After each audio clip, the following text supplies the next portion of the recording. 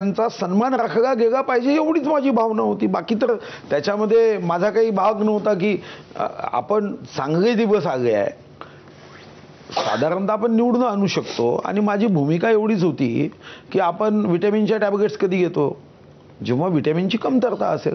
तर इथं काही कमतरता नसताना मग बाहेरून घेण्यामध्ये आत्ता काय प्रश्न आहे, हा एवढाच भाव होता. आणि याच्यासाठी जर पक्षात कोणी नाराज झालं असेल तर त्याची किंमत मी चुकवलीच पाहिजे.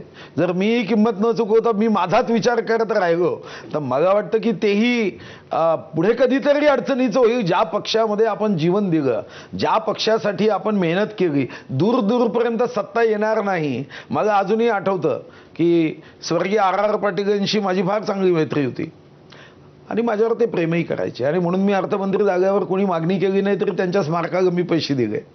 कारण मग ते जरी दुसऱ्या पक्षात असेल तरी आवडायचे आणि त्यांच्या माझ्या विचारामध्ये मग साम्यता दिसायची.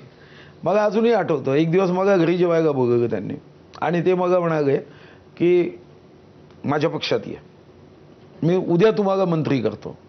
मी त्यांना सांगितलं तुम्हाला याची कदाचित माहिती नसेल, माझे वडील तिथून येऊन हातात काडी घेऊन मग काड्या मारतील. म्हणजे मी तुम्हाला ऑफर दिली होती तेव्हा ऑफर दिली होती.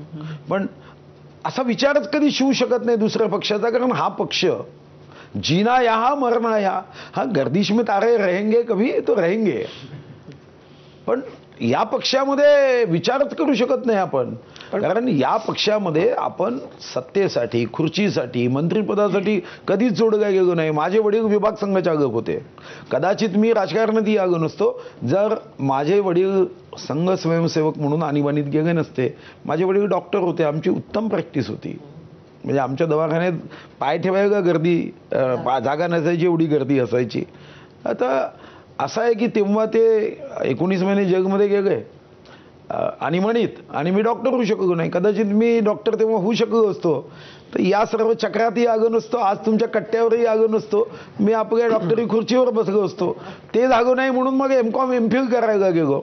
पण तेव्हाही लोकसभेत पराभूत झालो आणि मनात एक विचार आला होता तेव्हा की आता राजकारण सोडावं 89 मध्येच. कारण तेव्हा मी आचार्य विनोबा भावेचं एक पुस्तक वाचलं. त्या पुस्तकात पत्रकारांनी आचार्य विनोबा भावेला एक प्रश्न केला, चांगला प्रश्न होता. ते म्हणाले की तुम्ही का ॲक्टिव्हली राजकारणात जात नाही. तेव्हा विनोबा भावे म्हणाले की हजारो वर्षापासून गोड पाण्याच्या नद्या या समुद्रात जाऊन जातात पण समुद्र कधीच गोड होत नाही. तसं राजकारणाचं आहे. कितीही चांगले लोक राजकारणात गेले तर राजकारण काही शुद्ध होतील याच्यावर माझा विश्वास नाही. आणि मग माझ्या मनात हा विषय आला की म्हणतो अरे हे तर आपण सोडलं पाहिजे, हे चूक आहे आपली, आपण आपलं काम केलं पाहिजे. आणि स्वर्गीय प्रमोद महाजनांनी आमच्या पराभूत उमेदवारांची एक बैठक घेतली जे पराभूत झाले होते 89 मध्ये. आणि मग त्यांनी विचारलं कोणाला काही विचारायचं आहे का. आपल्यात तो उत्साहच होता. भीती तर कोणाची असण्याचं कारण नाही. जगातले सर्वात जास्त भाग माझ्या जिल्ह्यात आहे, त्यामुळे भीती असण्याचं तर कारणच नव्हतं. मी त्यांना हा प्रश्न विचारला, म्हणतो अरे राजकारण तर चांगलं नाही आहे, राजकारणामध्ये काहीही होतं असं आचार्य विनोबा भावे म्हणतात. आणि आचार्य विनोबा भावेचं उदाहरण सांगितलं. पण त्यांनी एक वाक्य म्हटलं आणि मग माझा राजकारणाचा प्रवास थांबला नाही. अन्यथा माझ्या मनात होता तर सोडलं पाहिजे, आपण काहीतरी नोकरी किंवा व्यवसायात जावं.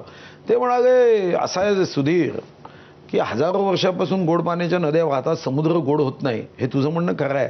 पण अजूनही नद्यांनी वाहनं सोडलं नाही आहे आणि समुद्राचं बाष्पीभवन होतं आणि ते पुन्हा गोड पाणी होतं.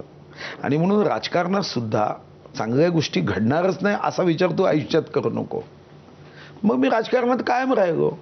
पण तेव्हा प्रश्नोत्तर व्हायची, आता प्रश्नोत्तर होत नाही एवढाच भाग आहे. आता खरं तर फार कमी काळ आहे हा, पण म्हणजे तुम्ही म्हणजे सतत ॲक्टिव्ह आहात आणि 15 वर्ष आमदार म्हणून नुसतेच आमदार होता तेव्हाच ॲक्टिव्ह असणं वेगळं, नंतर मंत्री झाल्यानंतर सुपर ॲक्टिव्ह.